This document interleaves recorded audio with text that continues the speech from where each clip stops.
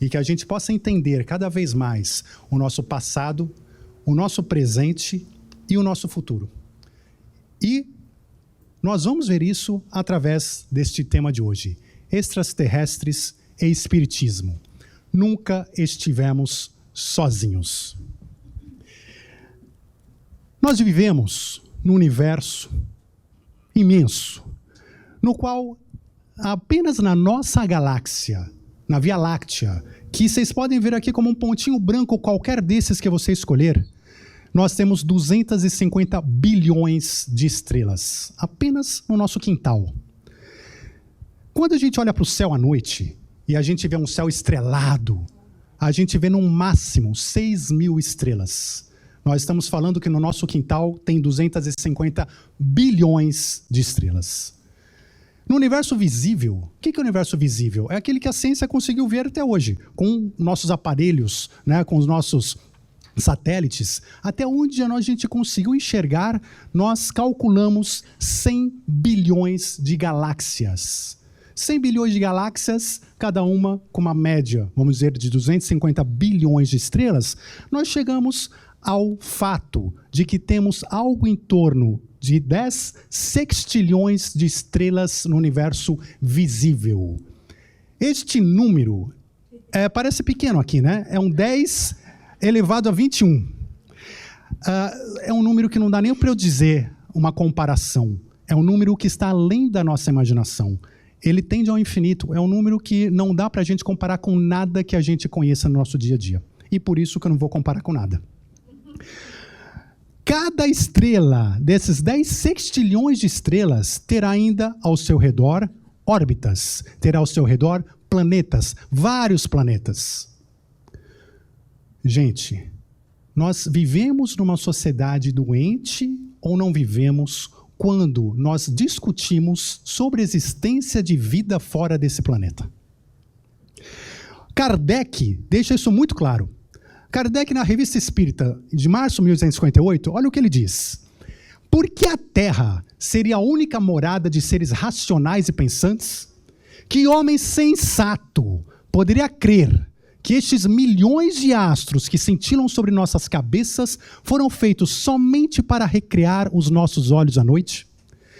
Todos estes mundos são habitados por seres corporais. Presta atenção no que ele está falando. Todos esses mundos são habitados por seres corporais, apropriados à constituição física de cada globo.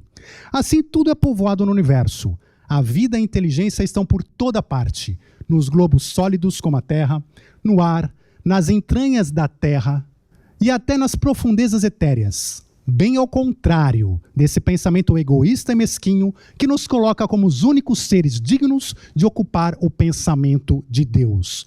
É Kardec falando. Numa outra obra de Kardec, O Céu e o Inferno, que vale a pena ser lida, ele diz ainda o seguinte: por que Deus faria da Terra a única sede da vida e nela degradaria suas criaturas prediletas? Ao contrário, tudo anuncia a vida por toda parte, e a humanidade é infinita como o universo. E atenção, que nós vamos falar de humanidade hoje, a humanidade que o Espiritismo comenta não é essa humanidade terrestre que nós estamos acostumados. Ela é muito maior. É uma amplitude muito maior do que é chamado por Chico Xavier, por Allan Kardec, de humanidade. Mas nós vamos ver isso com calma. E a reencarnação pode dar-se na Terra ou em outros mundos. Então nós temos reencarnação no planeta Terra e nós temos reencarnação em outros planetas sólidos, outros planetas físicos, materiais, corpóreos. Tudo isso é possível e nós migramos de um planeta para o outro. Nós vamos conversar sobre isso hoje. E vamos conversar também sobre muitos que falaram assim, mas espera aí, Kardec disse mesmo que todos os mundos são habitados por seres corporais? Né? Guarda isso na estante então. Vamos lá. Jesus já falava. Foi o primeiro a dizer. Deixou claro para todo mundo, há muitas moradas na casa do meu pai. Muitas moradas. Agora imagina ele chegar 2000 anos atrás e falar, gente, são 10 sextilhões de estrelas apenas no universo visível do século XXI. E tinha condição, né? Além das várias dimensões, não tinha condição. Ele falou, há muitas moradas na casa do meu pai. Ele não tinha como explicar mais do que isso para um povo que acreditava no céu e no inferno, se muito. Quando a gente fala de muitas moradas, essas moradas não são dispersas pelo universo de forma desorganizada. Quando a gente fala dessas moradas na casa do Pai, nós temos uma hierarquia universal. As coisas não são simplesmente jogadas, desorganizadas. Existe uma hierarquia que vem de cima a baixo. E no céu e inferno, Allan Kardec diz o seguinte sobre essa hierarquia. Vamos entender essa hierarquia lá em cima primeiro. Os puros espíritos são os messias ou mensageiros de Deus. Presidem a formação dos mundos. Os mundos, os planetas, não são bolas que se explodem por aí ao acaso. Tudo é formado, tudo é organizado através de milhares e milhões de anos dentro dessa dimensão. Compõe o Supremo Conselho. Sob as vistas de Deus, aos chefes superiores, é cometida a direção de turbilhões planetários e a outros conferida a de mundos especiais. Vejam, seres, espíritos muito mais evoluídos do que nós estão trabalhando hoje na criação de galáxias, de planetas, de mundos, na organização de civilizações, de evoluções diversas, de espécies inúmeras. E nós vamos falar também do nosso papel neste universo todo, aqui como um plano menor, por enquanto, nós vamos chegar lá. A criação não está pronta. Toda a criação, diferentemente daquele pensamento de que Deus criou tudo e tudo já estava pronto, não, a criação está em constante transformação. Nós estamos evoluindo dia a dia, estamos crescendo espiritualmente dia a dia. Se nós não evoluíssemos, se tudo já estivesse pronto, nossa vida não teria sentido. Não teria sentido o que a gente faz e o que a gente se esforça para crescer. Mas tudo está em evolução. E uma coisa importantíssima que muitas vezes a gente não percebe e que está na base do espiritismo. O Criador se manifesta através da criatura. Ou seja, Deus não precisa e não é da seu feitio descer aqui agora ele mesmo, até porque ele vai descer da onde? Ele é tudo. Ele se manifesta através das criaturas, de mim, de vocês, dos extraterrestres, dos espíritos superiores e daí vai. São as criaturas que se manifestam como deuses com D maiúsculo, como deuses com D minúsculos, como anjos, como pessoas, como uma infinidade de seres viventes nesse universo. Tudo está em evolução constante. Nessa mesma linha, para a gente entender a hierarquia universal no plano maior, André Luiz também, uma obra de Chico Xavier, Evolução em Dois Mundos, que também é maravilhosa, diz o seguinte, olha que interessante, inteligências gloriosas constroem em serviço de cocriação em plano maior, de conformidade com os desígnios do Todo Misericordioso, tomando o plasma divino e convertendo-o em habitações cósmicas. Ou seja, aqui é uma forma de explicar para nós desse plasma divino, que essas altas entidades se utilizam dessa energia para criar os planetas, para criar as galáxias, para organizar tudo o que existe. De múltiplas expressões eles criam, radiantes, obscuras, gaseificadas como planetas, que nós temos Urano, Netuno, ou sólidas como a Terra, como Marte, obedecendo a leis pré-determinadas.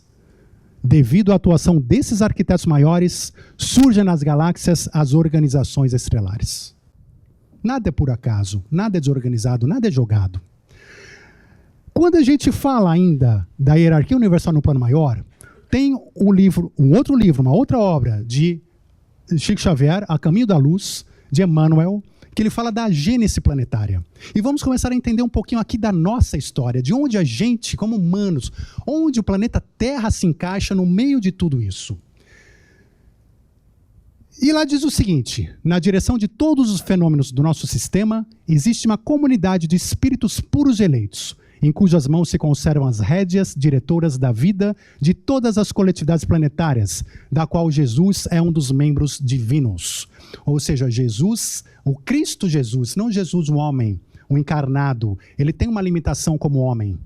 Mas o Cristo Jesus, que é muito maior do que aquele Jesus que nós vimos aqui encarnado, este Cristo Jesus, ele participa dessas criações na nossa galáxia, nas galáxias ao redor. Nós não sabemos exatamente a extensão, mas nós vamos falar um pouco disso ainda hoje. Todas essas extensões, há a participação direta e o governo direto do Cristo Jesus. Então vamos falar da Terra. como é que Cristo Jesus, como é que esses seres divinos, para nós, absolutamente divinos, organizam isso tudo? Como é que nossa evolução acontece através de vários mundos materiais, mundos físicos? E nós temos uma obra fantástica de Chico Xavier, que é A Caminho da Luz, pelo Espírito Emmanuel, que vai falar justamente muito da nossa origem e do que está acontecendo no planeta hoje, desde lá começo até hoje, nessa transição planetária que nós estamos vivendo. O que eram os exilados de Capela? Existe ele conta que existe uma estrela chamada Capela. Essa estrela Capela fica em Cocheiro, na constelação do Cocheiro, que fica a apenas 42 anos-luz daqui, próxima.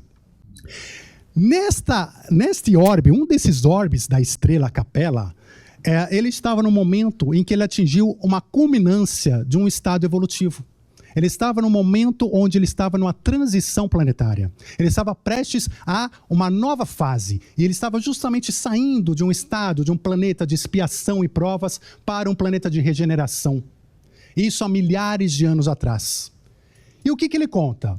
Que ali ainda existiam milhões de espíritos rebeldes que ainda não estavam preparados para entender o amor, para entender a caridade, e que estavam dificultando, então, vamos dizer, a concretização deste mundo de regeneração.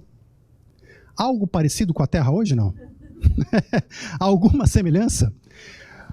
Mera coincidência, mera coincidência.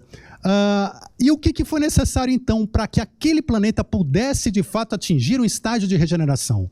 Que fossem retirados de lá esses milhões de espíritos rebeldes que ainda não tinham um avanço moral suficiente para permanecer naquele orbe. Era necessário retirá-los de lá. E justamente esse trabalho de Cristo Jesus, esse trabalho dessas divindades aqui, fizeram o quê? Migraram esses milhões de almas que vieram de Capela, desse orbe de Capela, para o planeta Terra. No momento em que o planeta Terra ainda era nada, estava começando a civilização. Existiam aqui os primeiros hominídeos, os primatas, existiam, o Homo sapiens sapiens já existia, mas era ali, era o comecinho da civilização mesmo. E o que eles vão fazer? Nessa terra longínqua, eles aprenderiam duas coisas. Primeiro, a trabalhar eles, dentro deles, porque imaginem vocês, a gente sai de hoje aqui e ir para um outro planeta que está lá nas cavernas, que tem pau e pedra só de tecnologia. A gente é acostumado com o nosso iPhone todo dia, não sai da... Imagina, de repente, você está lá com pedra na frente. Não é fácil. Então, através da dor, aprender as grandes conquistas do coração, se desenvolverem. Aquilo que eles não tinham conseguido desenvolver dentro deste planeta primitivo ainda. E também, ao mesmo tempo, impulsionar o progresso dos seus irmãos inferiores, que eram justamente os terráqueos, aqueles hominídeos que já tinham vindo de outros lugares, porque vejam, extraterrestres, estamos falando de extraterrestres. Todos somos extraterrestres em várias frentes, e esses hominídeos já estavam aqui encarnados, só que eram um povo ainda muito mais primitivo, almas muito mais primitivas. Então eles ajudariam eles também a se desenvolverem, porque eles eram muito superiores àquilo que existia aqui. E foi justamente então que veio esse monte, esses milhões de espíritos rebeldes, e criou-se as raças adâmicas no planeta Terra, chamadas raças adâmicas. Por quê? São as raças... Eu já vou falar, vou falar uma outra coisa antes. Que quando vieram no planeta Terra, se dividiram em 4 grandes grupos, de acordo com a sua afinidade. Como nós, imagina se a Terra inteira vai para um local, de repente é comum que se dividam ali, sei lá, os chineses com uma cultura específica para um lado, os árabes para o outro, os latinos para o outro, faz parte da cultura, a mesma coisa acontece por afinidade, e se dividiram em 4 grupos aqui na Terra: a civilização do Egito, as castas da Índia, o povo de Israel e o grupo dos Árias. Vejam só, todos eles raças adâmicas com as tradições do paraíso perdido. O que é a história de Adão? A história de Adão é o quê? Pessoas que perderam o paraíso, que foram expulsas do paraíso, que conheceram o paraíso, não souberam aproveitar e foram expulsas. Exatamente o povo de Capela. Conheceram o paraíso e de lá foram expulsos. Então, o que acontece com esse povo? é um povo que vive na terra com saudades no coração, né? Lembrando de uma pátria distante, de um local melhor, de um paraíso que perderam. São as raças adâmicas. Vamos comentar um pouquinho sobre elas. Então, são mais extraterrestres chegando aqui, mas vamos falar com mais calma. Civilização do Egito. Esse povo, desses 4 grandes grupos, era o povo que mais estava evoluído. Era aquele povo que estava ali acima, que por pouco não ficou em Capela, né? No Orbe de Capela. Veio ali, né? Quase conseguiu, mas veio. Mas eles tinham um avanço espiritual muito grande. Eles tinham um conhecimento, uma alma antiga dentro de si.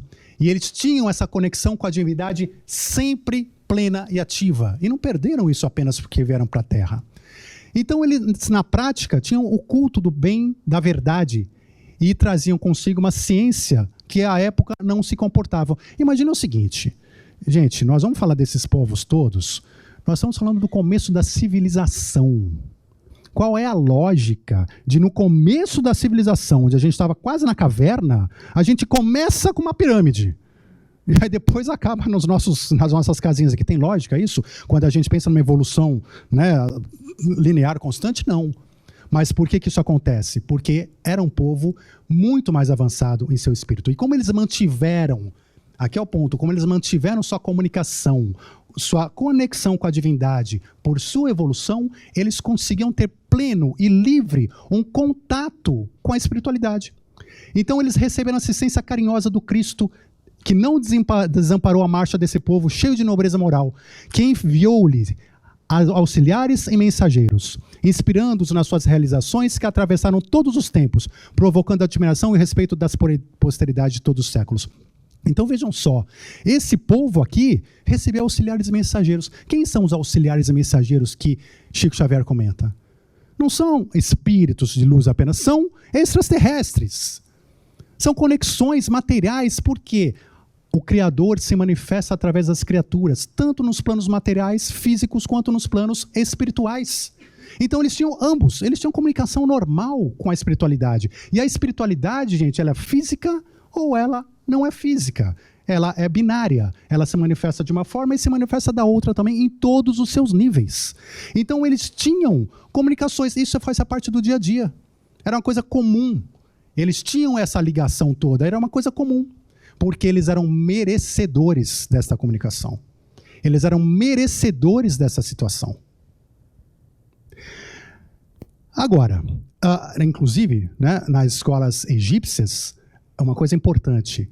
As escolas iniciáticas, as grandes escolas iniciáticas existiam no Egito. De lá elas foram depois para a Grécia, de lá e foram para a Grécia já com menos conhecimentos, com menos profundidade, até se perderem quando a população humana, enfim, esse povo todo foi embora. E eles foram os primeiros a ir embora. Eles foram os primeiros a voltar para a capela. Mas essa escola iniciática, essa luz, esses conhecimentos que eles trouxeram pelas escolas e tudo mais, ficaram. Nós vamos falar deles hoje ainda. Ficaram aqui porque nós iríamos precisar. Lembra que eles falaram o seguinte, vieram para quê? Para eles melhorarem e também para nos ajudar. E nós precisaríamos dessa luz neste momento de transição planetária, como a gente vai ver. Então veja, eles deixaram tudo isso aqui lá atrás, para nós utilizarmos hoje como uma grande herança. O segundo povo, as castas da Índia. Esse povo, né, comenta-se, os Mahatmas deixaram suas mensagens de amor, de esperança, de estoicismo, salientando que quase todos os grandes fultos do passado humano, progenitores do pensamento contemporâneo, deles aprenderam as lições mais sublimes. Foram as primeiras vozes da filosofia e da religião no mundo, como vindo de uma raça de profetas, de mestres iniciados. Outro povo profundamente espiritualizado, profundamente avançado, que também, por esse avanço todo, tinha luz, tinha contato, tinha conexão. E essa conexão traz conhecimento, essa conexão traz sabedoria, essa conexão traz filosofia, essa conexão traz artes, essa conexão traz ciência, porque tudo isso está ligado à evolução. E tudo isso eles também tinham. A diferença com o pessoal das castas na Índia praticamente foi o orgulho deles, a vaidade deles, no sentido de não querer se misturar com os povos mais primitivos que estavam aqui. E aí eles criaram castas, e esses povos primitivos eram os párias, ou seja, pessoas que não se mostravam. Então eles criaram essas castas e não se misturavam com esse povo primitivo. Esse foi o pecado, por assim dizer, deles. Mas eram também extremamente avançados e a maioria também já voltou para a capela. Aqui eu tenho algumas imagens dos chamados Vimanas. Os Vimanas estão nos textos Vedas de milhares de anos em toda a literatura indiana, que falam de carros voadores que existiam, que faziam guerra, que entravam na água, que saíam no mar, enfim. E faz para a gente pensar, o que são esses carros voadores? São coisas materiais, são tecnologias materiais de extraterrestres, que estavam também em contato com eles. Por que estavam em contato com eles? Abertamente. Porque eles mereciam, eles tinham essa conexão divina. Eles tinham esta ligação e, portanto, eles tinham o merecimento de ter uma abertura para a espiritualidade maior, tanto dos encarnados quanto dos desencarnados, que são a mesma coisa, apenas em momentos diferentes, nada mais do que isso. O povo de Israel, que é o terceiro povo, esse povo é um povo que tinha uma fé imensa, uma determinação, uma coragem, fantásticos. E essa fé imensa também manteve a comunicação deles, essa conexão com a divindade aberta. Esse povo teve um problema que foi, ou seja, entender que o paraíso era só para eles. Ou seja, eles não quiseram dividir o paraíso com os povos primitivos da terra, que era uma das missões deles, lembram? Ajudar os povos daqui. Eles se separaram e quiseram o paraíso apenas para eles. Esse foi, entre aspas, o pecado deles. Mas também vieram aqui, se desenvolveram com coragem, com determinação, com fé. E essa comunicação deles com a espiritualidade maior também acontecia no cotidiano, no dia a dia, não era segredo. Acontecia cada hora que eles acordavam. Aqui nós temos umas figuras aqui, nós vamos comentar disso aqui, olha esse fogo aqui. Esse fogo aqui eles seguiam à noite para caminhar. Eles só caminhavam atrás desse fogo. A Arca da Aliança, que era uma arma. Se a gente lê a Bíblia, o que a Arca da Aliança era capaz de fazer, é uma tecnologia incrível. Nós temos aqui o Monte Sinai, ou seja, que recebia algo no seu cume, com nuvens, com sons, com barulhos, com luzes. Esse povo, ele viveu também em contato constante com extraterrestres. Esse povo escreveu a Bíblia, né? A Bíblia foi escrita por eles. A Bíblia, não sei se vocês já leram a Bíblia por inteiro, ou quanto vocês leram, mas a Bíblia é o relato ufológico mais maravilhoso que tem na história. Ela é um relato ufológico do começo ao fim. Se a gente parar para ver com atenção, são centenas de trechos claramente ufológicos. Eu separei alguns aqui para vocês, alguns realmente pouquinhos, porque é muita coisa, mas só para vocês terem uma ideia do que eu estou falando. Vamos lá. Na Gênesis, capítulo 6, versículos 1 a 2. E aconteceu que, como os homens começaram a multiplicar-se sobre a face da terra, lhes nasceram filhas, natural, né? Viram os filhos de Deus que as filhas dos homens eram formosas e tomaram para si mulheres de todas que escolheram. Gente, quem são os filhos de Deus que tomaram as filhas dos homens? Extraterrestres. Lembrem-se que nós temos escalas, temos extraterrestres corpóreos também em vários níveis diferentes de evolução. Alguns com níveis parecidos com o nosso, outros muito superiores, outros inferiores. Esses aqui vieram aqui por alguns motivos, tinham essa comunicação com o povo e se engraçaram. Se engraçaram por quê com as mulheres daqui? Porque eles eram parecidos, nós vamos comentar sobre isso também. Como é que eles podem ser parecidos a nós? Fica aí também para pensar. Mas eram parecidos, tão parecidos que gostaram das mulheres e se misturaram. Na Gênesis ainda, capítulo 6, versículo 4. Havia naqueles dias gigantes na terra. E também depois, quando os filhos de Deus geraram filhos com as filhas dos homens, estes eram os valentes que houve na antiguidade, os homens de fama. São os filhos dos filhos de Deus com os filhos dos homens. Eram os híbridos, eram misturas, eram híbridos, eram semideuses. E eram conhecidos homens de fama na época porque justamente eles eram diferenciados. Toda a mitologia lembra e comenta sobre esses híbridos, sobre esses semideuses. No capítulo 21, 1 a 2, e o Senhor visitou a Sara, como tinha dito, e fez o Senhor a Sara como tinha prometido. E concebeu Sara, e deu a Abraão um filho na sua velhice, ao tempo determinado que Deus tinha lhe falado. Nós estamos falando aqui do quê?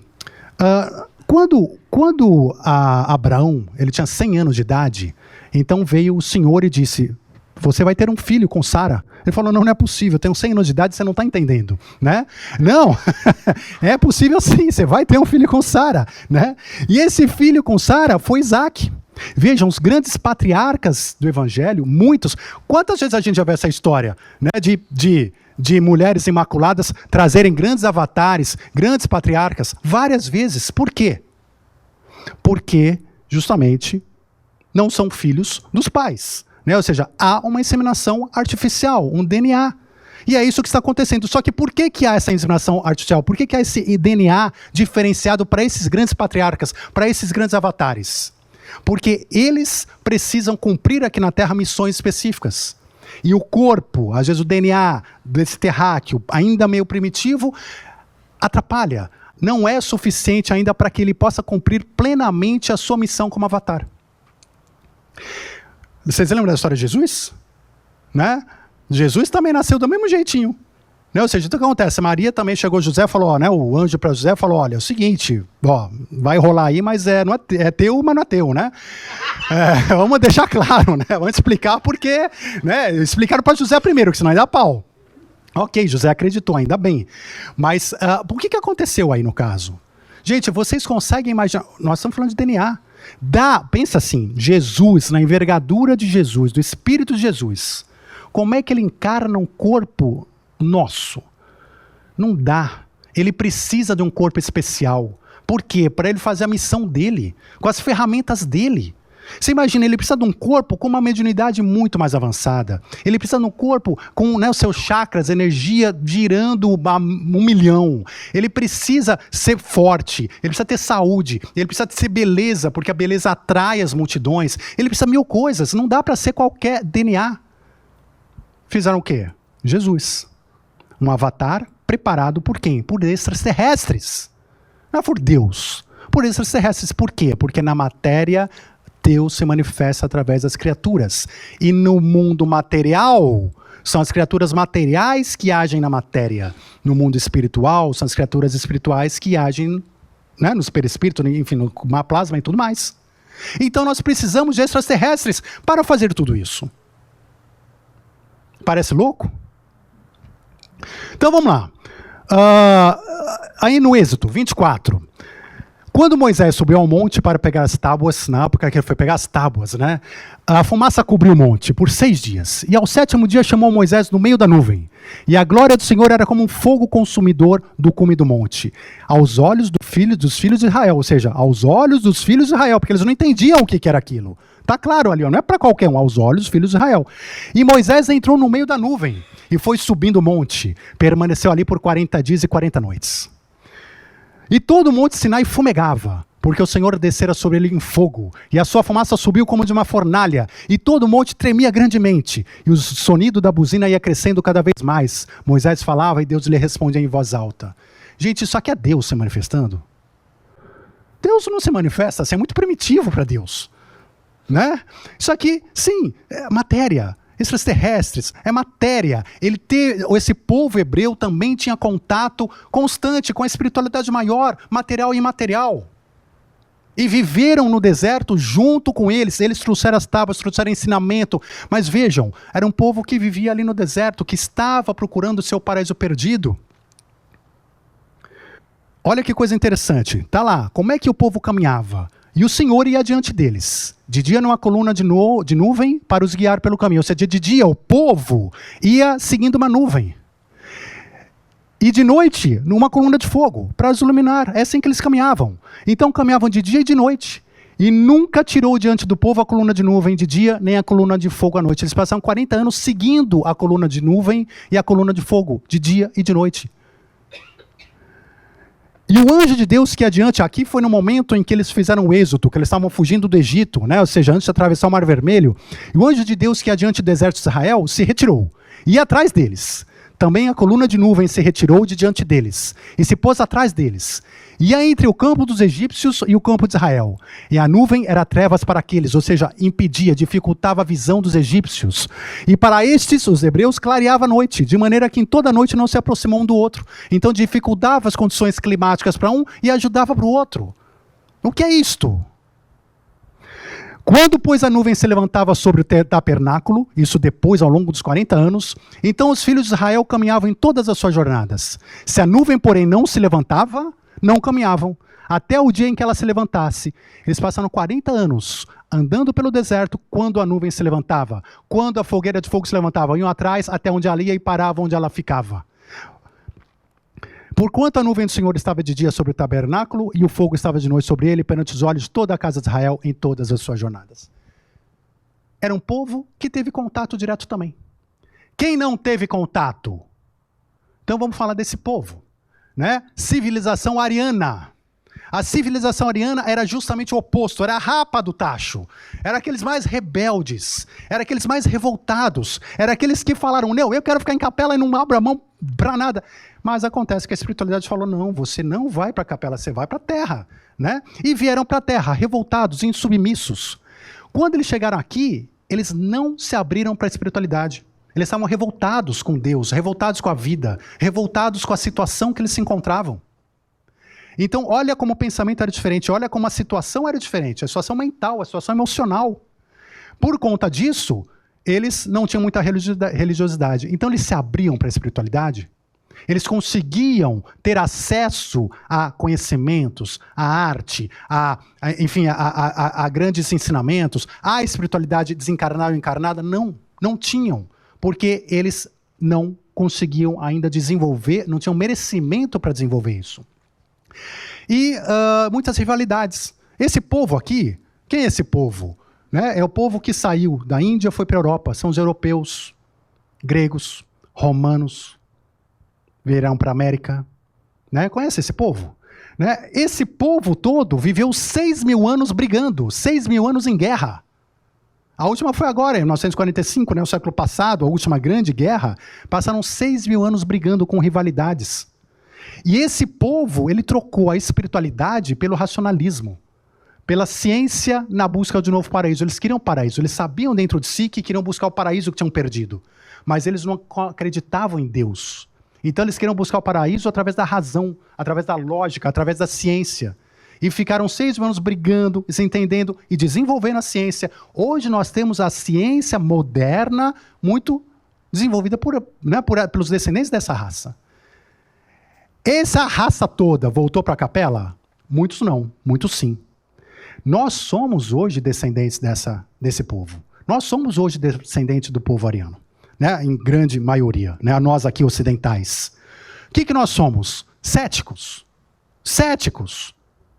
Nós não acreditamos em disco voador. Nós não acreditamos que esse povo se comunicava. Nós não acreditamos, a gente olha essas maravilhas do passado, todo esse conhecimento, as pirâmides e fala... esse povo da caverna construiu com um martelinho de ouro. Nós somos esse povo cético. Nós somos esse povo desconectado, que está aprendendo através dos tempos a se reconectar, que está aprendendo através do tempo a trazer de novo essa conexão para si. Então, eu trouxe aqui esse povo todo, não foi abandonado pela espiritualidade, sempre esteve, é material e é material. Existem várias situações onde a gente vê, né? Ou seja, isso aconteceu. Eu só trouxe três quadros aqui por curiosidade, que são quadros da primeira metade do milênio passado, da Idade Média, do começo da Idade Moderna, onde a gente vê justamente, né, quadros que estão no inconsciente coletivo, do que as pessoas viam, do que as pessoas aconteciam. Então, olha aqui, né, a Anunciação de Carlos Crivelli, 1468. Vocês veem aqui, ó, né, Nossa Senhora com uma ligação, um feixe de luz com o quê? Eu nunca vi nada mais parecido com um disco voador do que aquilo. Né? Tá lá, na metade do primeiro milênio. A gente pega aqui outro... São vários, tá, gente? Só separei 3 aqui. A Madonna com San Giovannino, Filippo Lippi, século XV. Né? Olha o que tem aqui atrás de Nossa Senhora. Tá lá. Tá no quadro. Né? O que mais? A crucificação de Cristo, Mosteiro de Canivizoki em Kosovo, 1350. Vocês percebem aqui nos cantos? São isso aqui, ó. São naves, até com os hominhos dentro. Até com os hominhos dentro. Gente, desenhado em 1350. Então, tudo sempre esteve do nosso lado. Mas esse povo ariano, cético, né, está trabalhando ainda, está se trabalhando.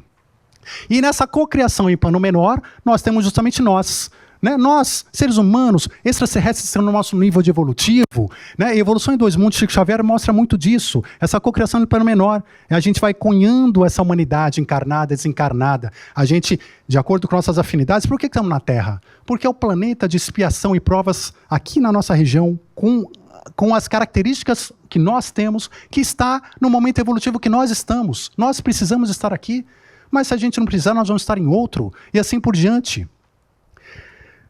O Céu e o Inferno de Allan Kardec, ele fala assim, olha, para a gente entender bem isso, em torno dos mundos adiantados, abundam espíritos superiores, como em torno dos atrasados, pululam espíritos inferiores. Cada globo tem, de alguma sorte, sua população própria de espíritos encarnados e desencarnados. A humanidade não se limita à Terra, habita inúmeros mundos que no espaço circulam. Já habitou os desaparecidos e habitará os que se formarem. Então, isso é comum.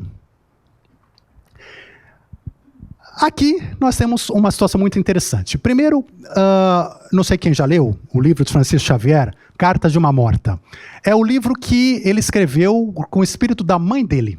A mãe dele, então, foi o segundo livro que ele escreveu, o livro da mãe. Segundo livro escrito em 1939, eu acho, enfim, 30 e tanto, o segundo livro dele, ele fala de vida fora da Terra, de extraterrestres, claramente. Há um século atrás. Então, veja, primeiro ela fala assim, não existem vazios no universo. Todas as zonas interplanetárias estão repletas de vida em suas manifestações multiformes. Há mundos de todas as espécies, de dor, de ventura, de aprendizado, de luta, de regeneração. Todas essas distantes pátrias que os vossos telescópios focalizam, dentro da noite imensa, não poderão estar vazios e abandonados. Aí você fala assim, não, Daniel, mas peraí, isso aí foi escrito o século passado. E agora? Então vamos falar, e aí, como é que é o nosso sistema solar? Marte, Mercúrio, Vênus, Júpiter, Saturno, Urano, como é que é isso? De acordo com Kardec, de acordo com ela, de acordo, né, com o Espiritismo, estão cobertos de vida. Vamos entender isso, mas como assim? Então vamos entender isso. Primeiro, os relatos dela ainda, da mãe de Chico Xavier. Ela comenta nesse livro, né, Cartas de uma Morta, 2 viagens que ela fez depois que ela morreu. Ela teve a oportunidade de conhecer outros planetas, porque ela pediu e foi conhecer outros planetas. Então, primeiro ela fala de Saturno. Ela fui para Saturno. Em Saturno é muito curioso, porque ela narra, né, aconselho todos a lerem, sobre o Sol de Saturno, a diferença do Sol de Saturno, que era azulado, o mundo sem clorofila. Ela fala que as plantas eram diferentes porque não eram verdes, porque não tinham clorofila. Os monstros feios e graciosos, que era a população de Saturno. Falou, os saturninos, eles são feios e graciosos, né? Ela descreve os saturninos e falam que eles volitam, ou seja, eles têm uma densidade corporal diferente da nossa. E um planeta muito mais evoluído. O dia de 10 horas, ela fala, nesse mundo aqui, o dia tem 10 horas. Sabe o que é curioso?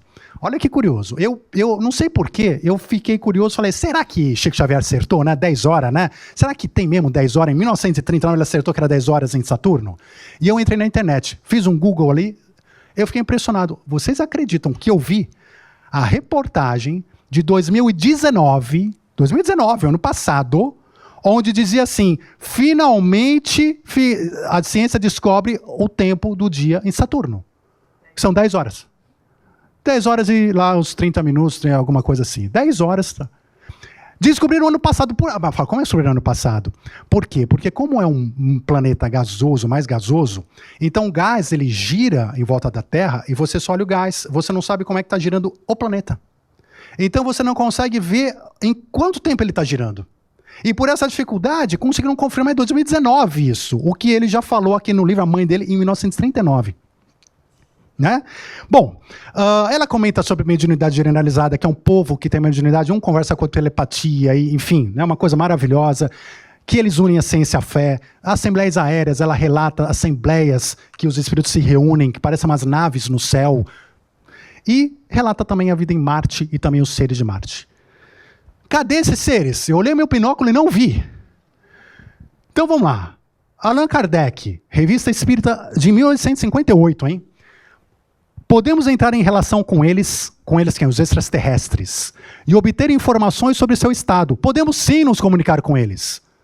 Nós é que estamos com o telefone meio quebrado do lado de cá. Mas a possibilidade está aberta. Sabemos igualmente que não apenas são habitados todos os globos por seres corpóreos. De novo, todos os globos por seres corpóreos, mas que o espaço é povoado de seres inteligentes, a nós invisíveis por causa do véu material, e que revelam sua existência por meios ocultos ou patentes. O Livro dos Espíritos, pergunta 181. O Espírito da Verdade responde: os seres que habitam os diferentes mundos têm corpos semelhantes aos nossos? Esse envoltório, corpo, porém, existe, claro, é mais ou menos material conforme o grau de pureza a que chegaram os espíritos. Nós temos que entender que a gente acha que tudo aqui é matéria na nossa frequência, na nossa densidade. Nós temos sim muitos extraterrestres na nossa densidade, mas muitos outros, como esses saturninos, o pessoal de Marte, que tem densidades um pouco diferentes. Consequência, você não vê da mesma maneira com os nossos olhos, com a nossa densidade. Se a gente imaginar um espírito, ele tem no perispírito uma densidade diferenciada. Por isso que um médium vê e quem não é médium não vê. E mesmo um médium vai ter certa dificuldade, certas limitações. Quando a gente fala de seres corpóreos de outros planetas também, eles também têm densidades diferentes. Existem infinitas densidades, formas de densidade. Mas nós estamos começando a descobrir isso agora, com os estudos do eletromagnetismo, com todos os estudos em dimensões e tudo mais. Além dos que tem a nossa densidade, não são poucos. E esses nós vamos achar daqui a pouco, como nós vamos falar. Quando a criação humana acontece, e a gente fala de nós, seres humanos, lembra o Homo sapiens, que de repente, o homem da caverna, um dia ele virou Homo sapiens sapiens. E a evolução de Darwin, um dos grandes problemas da teoria de Darwin é explicar esse tipo de salto quântico, onde as pessoas, as espécies estão de um jeito e de repente elas evoluem sem o intermediário. Por quê? Porque está havendo uma evolução inteligente, está havendo um direcionamento inteligente. Quando foi criado o Homo sapiens sapiens, está na Bíblia este momento. Olha que interessante, a Bíblia diz... Eu não sei se você, de novo, releiam a Bíblia, é interessante. E disse Deus, façamos o homem à nossa imagem e semelhança. Presta atenção, a Bíblia não fala, e disse Deus, faço o homem à minha imagem e semelhança. Não, nenhuma Bíblia do mundo fala isso. As Bíblias falam, façamos o homem à nossa imagem e semelhança. Olha só que interessante. Quem está fazendo isso? Matéria. Isso aqui é matéria, isso aqui é DNA. Vocês percebem? Isso aqui é matéria, é DNA. Então o que acontece? O DNA, ele vai criando, ele vai desenvolvendo essa evolução toda. Só fazer uma brincadeirinha aqui.